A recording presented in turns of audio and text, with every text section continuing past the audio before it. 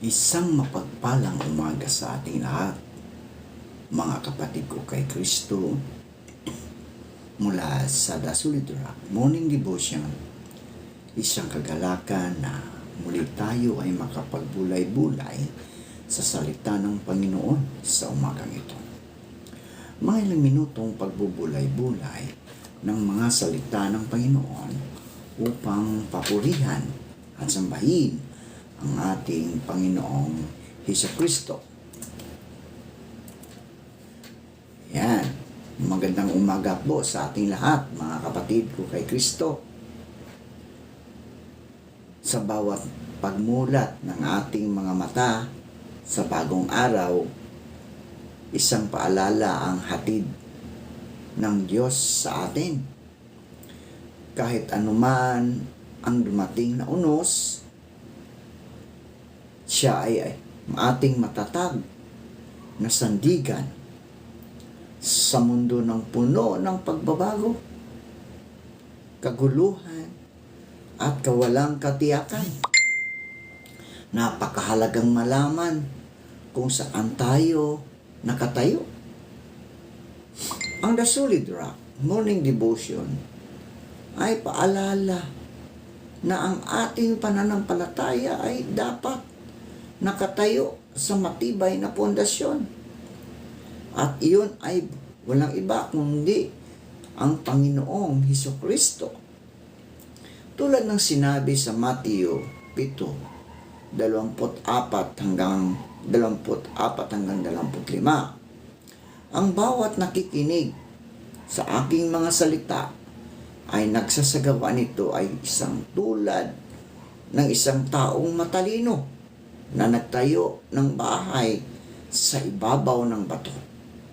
Bumuhos man ang ulan, bumaha man at humangin ng malakas, hindi ito gumuho. Ang The Solid Rock, mga kapatid ko kay Kristo, ay sumisimbolo sa katatagan, sa tiwala, at sa katiyakan ng pag-ibig ng Diyos. Kapag ang ating buhay ay itinayo sa Kanya, hindi tayo madaling matinag ng mga problema, tukso o takot. Maaring yumanig ang ating paligid, ngunit nanatiling matatag ang ating pananampalataya, sapagkat ang ating pundasyon ay si Kristo. Kaya sa ating morning devotion ngayong umaga, mga kapatid, anyayahan natin ang presensya ng Diyos sa ating puso.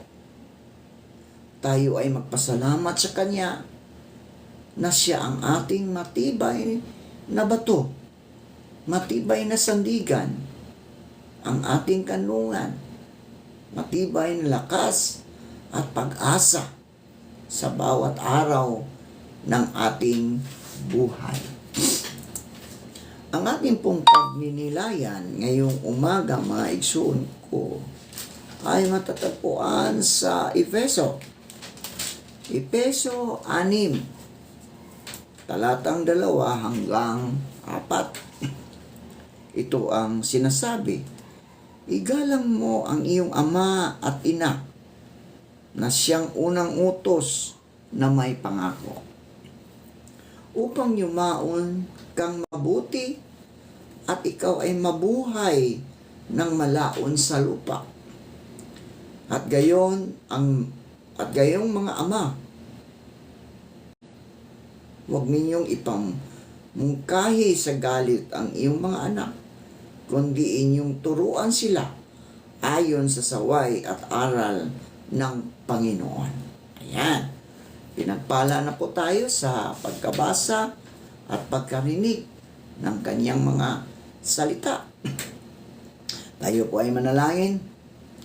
Ama naming Diyos na makapangyarihan sa lahat, kami po ay lumalapit sa iyo at nagpakumbaba na humihingi ng kapatawaran sa aming mga nagawang kasalanan, Panginoon. Patawarin niyo po kami, O Diyos, sa lahat ng aming mga nagawang pagkakamali sa iyong harapan. At sa umaga rin ito, Panginoon, patuloy naming pinasasalamatan ang isang gabing nagdaan sa aming mga buhay na kami ay iyong iniingatan mula sa aming pagkatulog. Maraming salamat, Panginoon, sa muli mong pagising sa amin, sa muli mong pagbibigay ng buhay, ng lakas at ng karunungan. Ika nga, every gising is a blessing. Kaya Lord, maraming salamat. Patuloy namin itinataas sa inyo ang aming mga kaibigan na nasa banig ng karamdaman. Patuloy mo po silang abutin. Patuloy mo silang pagalingin. At lalong-lalo na, Panginoon, yung patuloy na nagpapagaling sa kanilang karamdaman. Tanggalin mo po ang mga sakit na sa kanilang katawan. Ang sakit ng cancer, Panginoon. Lord, wala pong imposible sa iyo. Ikaw ang Diyos na manggagamot. Ikaw ang Diyos na Jehovah Rapha. Kaya sa iyo namin ipinagkapiwala, Lord, ang kaibigan namin na patuloy na nagpapagaling mula sa karamdaman ng cancer.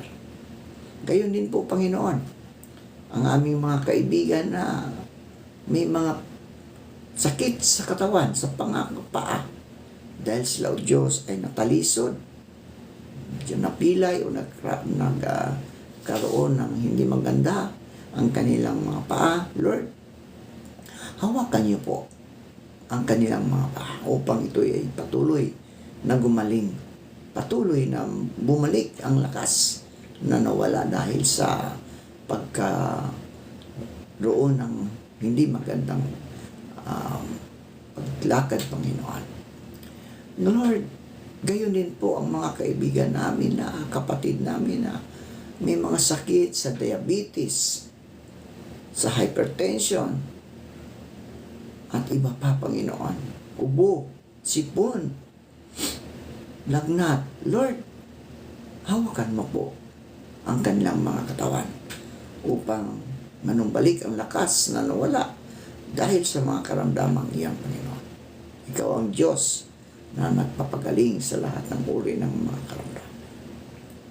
Kami din nilalapit sa iyo, Diyos, ang aming mga kapatid na magsisipasok sa kanilang mga trabaho. Patuloy mo po silang ingatan habang sila ay nagbabiyahe, O Diyos. Bigyan mo sila ng proteksyon sa lahat ng mga karamdam, sa lahat ng mga sakuna sa kalsada, Panginoon. Lalong-lalo na kung sila ay nagmamaniho ng kanilang mga sasakyan, mga motor, kotse. Lord, ingatan mo sila at bigyan mo sila ng mahabang pasensya sa daan. Dahil sa sobrang traffic, Panginoon, minsan ay magkakaroon ng hindi magandang pagsasagutan. Kaya Lord, dalangin ko na patuloy mo po bigyan ng pasensya ang bawat isa, Panginoon. Kaya din po, Panginoon, tinataas namin ang aming mga kaibigan na naroon sa ibang bansa nagtatrabaho. Patuloy mo po silang ingatan doon. Ilayo mo po sila sa anumang mga kapamakan, sa mga karamdaman. Nagtiis po sila na malayo sa kanilang mga mahal sa buhay upang mabigyan nila ng magandang buhay ang kanilang pamilya. Maraming salamat po. Lord, proteksyonan mo po ang bawat isa sa kanila. Maging ang kanilang employer, Panginoon. Patuloy mo po silang bigyan ng isang magandang buhay, Panginoon. Kalakasan upang maayos ang kanilang pakikitungo sa kanilang mga employee. Lord, ikaw ang aming Panginoon na siyang patuloy na nag-aalaga sa kaniyang mga anak. Dalangin ko rin, O Diyos, ang mga kapatid namin na naroon na sa ibang bansa, nagmamigrate, doon na naninirahan dahil sa kanilang trabaho o dahil sa kanilang pamilya. Sila po ingatan mo, O Diyos. Lalong-lalo na, Panginoon, gamitin mo sila sa iyong presensya doon. At patuloy mo po silang bigyan ng karunungan upang ang iyong mga salita ay maibahagi sa bawat sulok ng mundong aming ginagalawan. ingatan mo at pagpalain mo ang mga anak mong naroroon, nagmamigrate. Nasa USA, New Zealand, Australia, Saudi Arabia, Dubai at ibang lugar, ibang bansa, Panginoon. Ikaw ang siyang patuloy na mag-iingat sa kanila. Panginoon Hesus, amin din inilalapit sa iyo ang aming bansa. Napakasama sa limuot ang aming bansa. Lord, naway maayos na ang bansang Pilipinas. Lalong-lalo na sa mga isyu ng korupsyon. Naway magkaroon na ng justice, Panginoon, sa mga nangyayari sa aming bansa. Sino man ay makasala, Panginoon, Lord, alam mo kung sino. Ituro mo, Panginoon, upang magkaroon ng hustisya ang bawat Pilipino. Dahil sa amin po ito nanggagaling ang kanilang kinukuha. Tax po ng iyong mga anak. Bagamat ang mga napalito ka sa mundo, Panginoon, para sa mga makasalanan. Katulad ni Sakio na isang tax collector, ikaw, Diyos, ang lumapit at pumunta sa kanyang tahanan. Kaya dalangin ko rin, O Diyos, ang mga leader namin na merong ganong istorya kay Sakio. Dalangin ko rin na ikaw, O Diyos, ang siyang lumapit sa kanila, pumasok sa kanyang tahanan upang maisip nila, Panginoon, ang mga kinuha nila sa kabanang bayan. Tulad ni Sakio, ibinalik niya, sobra pa, triple pa ang kanyang ibinalik sa bayan, sa mga tao. Sana, Lord, ganun din nawa ang mga leader namin na kumuha ng mga kwarta ng bayan para sa mga project, Panginoon. Naway maisip nila na mali ang kanilang ginagawa at kanilang maibalik ng tama, Panginoon, ang mga nakuha nila. Kaya Lord, sa iyo namin ito pinakatiwala. Dahil ikaw, O Diyos, ang nakakaalam sa lahat. Ikaw, O Diyos, ang nagpunta sa mundong ito upang ang mga makasalanan ay iyong hanapin. Kaya Lord, maraming salamat. At sa umagaling ito, Panginoon, patuloy kong tinataas sa inyo ang aming mga kapatid na mga mangingisda na naghahanap buhay sa laot ng karagatan. Lord, ingatan mo po sila sa laot. Ikaw ang siyang patuloy na humadlang sa mga hangin, sa mga alon, upang hindi po sila mapahamak. Gayon din po, Diyos, sa aming mga kapatid na mga magsasaka. Patuloy mo po silang ingatan, patuloy mo silang gabayan sa kanilang pagsaka, sa pagtatanim ng palay, gulay, prutas. Panginoon, ikaw ang siyang patuloy na magproteksyon sa kanila. Tulungan po sila, Panginoon, dahil sila po ang nahihirapan dahil sinasamantalahan sila sa mga negosyante. Ang mga palay ay bibilin lang ng napakamura. Kapag kami ay bumili ng bigas, sobrang mahal. Kaya Lord, nawihipuin mo po ang puso ng mga negosyante nito na sila po, Diyos, ay magiging patas lang sa bawat isa upang ang bawat isa ay magkaroon ng buhay na masagana, Panginoon, dito sa lupa. Bagamat ang aming tunay na tahanan, ang kaharian mo ang langit, Panginoon, na siyang aming tunay na tahanan. Kaya Lord, habang kami naririto sa mundo, dalangin ko, Diyos, ang iyong patnubay at gabay sa bawat oras ng aming mga buhay. Maraming salamat po at purihin ka sa pangalan ng Ama at ng Anak at ng Banal na Espiritu Santo. Amen.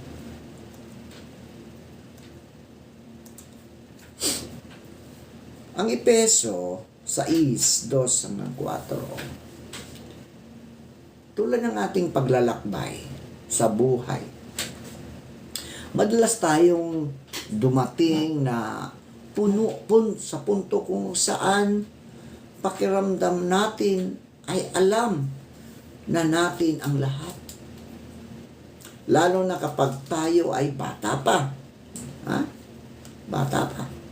Puno ng lakas at uhaw sa kalayaan.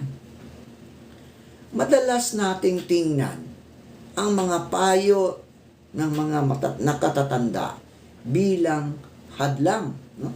Bilang hadlang, panira ng diskarte o paulit-ulit na sermon na nakakasawa ng pakinggan, di ba? Nakakasawa ng pakinggan, lalo kung pinapagalitan tayo ng ating mga magulang o sinasabihan, pinagsasabihan. Ngunit sa isang likod ng bawat higpit at paalala ay isang katotohanan, mga kapatid, na hindi natin maikakaila. Ang hangarin nilang mapabuti tayo. Para tayo mapabuti bilang mga anak. Papunta ka pa lang, pabalik na sila. Ito ay gasgas na kasabihan na marahil ay narinig na natin ng libong beses. Ngunit, mga kapatid, napaka-totoo nito. Totoo nito. Ang mga nakakatanda, ang ating mga magulang, lolo't lula at mga guro ay naglakad na sa landas na tinatahak pa lamang natin ngayon. Di ba? Nadapaan na sila sa mga lubak. Napilit nilang itinuturo sa atin para iwasan natin. Nasugatan na sila, mga kapatid, sa mga tinik na pilit nilang hinahawi para sa atin. Kapag sinabi nilang, huwag dyan, hindi ito dahil gusto nilang pigilan ang iyong kaligayahan. Ito ay dahil alam nila ang sakit na dulot ng maling desisyon. At ayaw nilang maranasan natin ito ng pait na pinagdaanan nila. Ang kanilang karunungan ay hindi nakuha sa libro o sa internet, kundi sa pawis, luha at karanasan ng mahabang panahon. Ang pagmamahal sa likod ng mga sermon. Minsan, mga kapatid, masakit sa tenga ang kanilang mga pangaral. Di ba? Masakit na nila, lalo na kung paulit-ulit. Di ba? Minsan, nakaka-offend ang kanilang pagiging istrikto. Pero isipin natin, mga kapatid, ang taong walang pakialam sa iyo ay hayaan kang gawin ang lahat ng gusto mo kahit ikapahamak mo pa ito.